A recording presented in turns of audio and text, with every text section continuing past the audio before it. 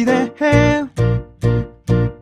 나에게 주신 하루를 때론 피곤하고 일어나기 싫고 널 깨우는 알람 소리에 짜증도 나겠지만 안녕하세요. 오늘도 푸른 말씀 임세휘 목사입니다. 반갑습니다.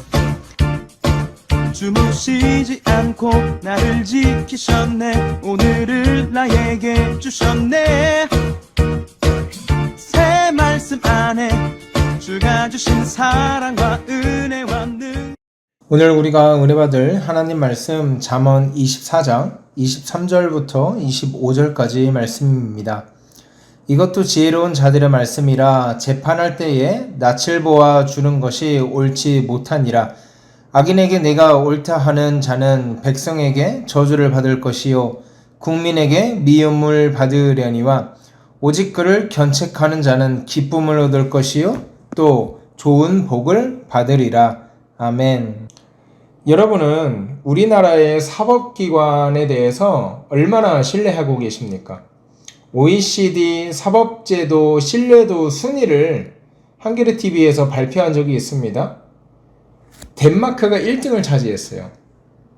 100명의 사람들에게 물어봤을 때 83명이나 되는 사람이 나는 덴마크의 사법부를 신뢰합니다. 그러니까 83%의 지지도를 얻었어요. 2등이 노르웨이입니다. 3등이 스위스고요.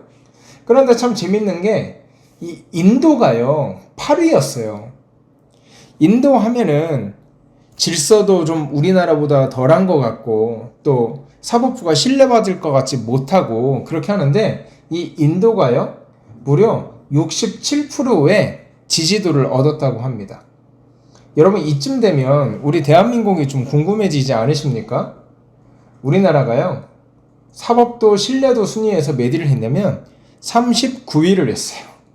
그리고 무려 27%의 국민들만이 우리나라 사법부를 지지한다, 신뢰한다 이렇게 답했다고 합니다. OECD 평균이 54%인데 한국이 27%밖에 신뢰를 하지 않는 거예요. 여러분 어찌됐든 간 이 27%, 39등이라는 이 신뢰도 굉장히 부끄러운 거 아닙니까? 굉장히 수치스러운 거죠. 왜 이렇게 우리나라 국민들이 이 사법기관에 대해서 신뢰를 하지 못할까? 제가 곰곰이 한번 생각을 해봤거든요.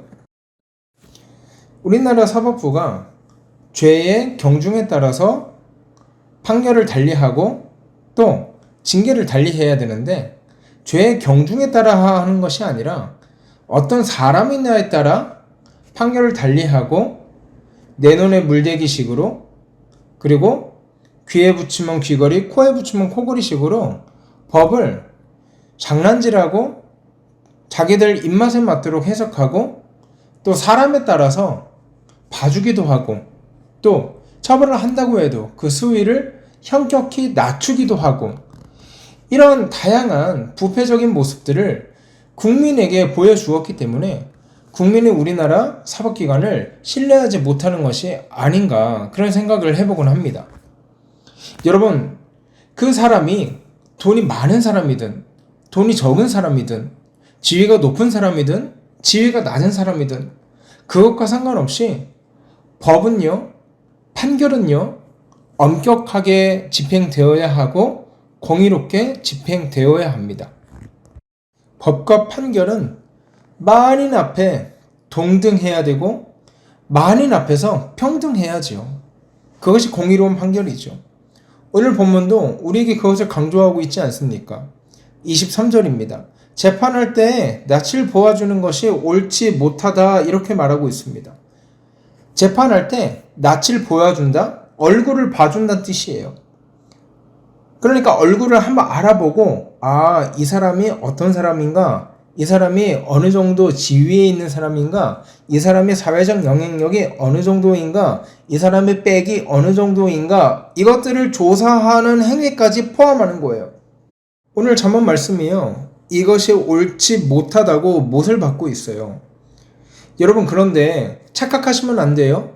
부자들을 봐주는 건 안 되고 가난한 자들을 봐주는 건 되고 이런 의미가 아니에요. 하나님이 원하시는 판결은 하나님이 원하시는 법 집행은요, 만인 앞에서 공의롭고 동등하게 집행되어야 해요.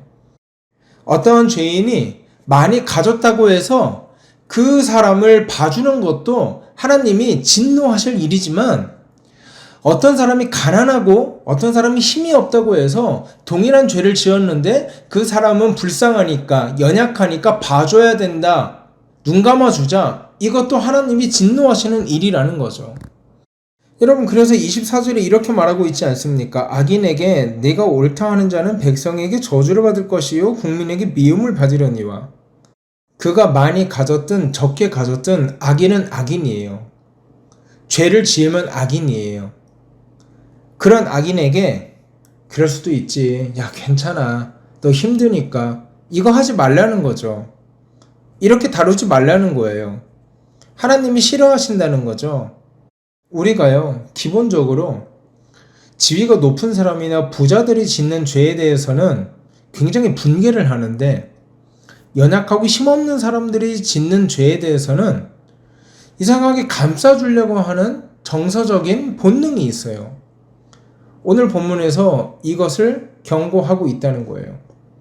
가난하든 부유하든 지위가 낮든 높든 상관없이 모두가 하나님의 법 앞에서 동등하다는 거예요.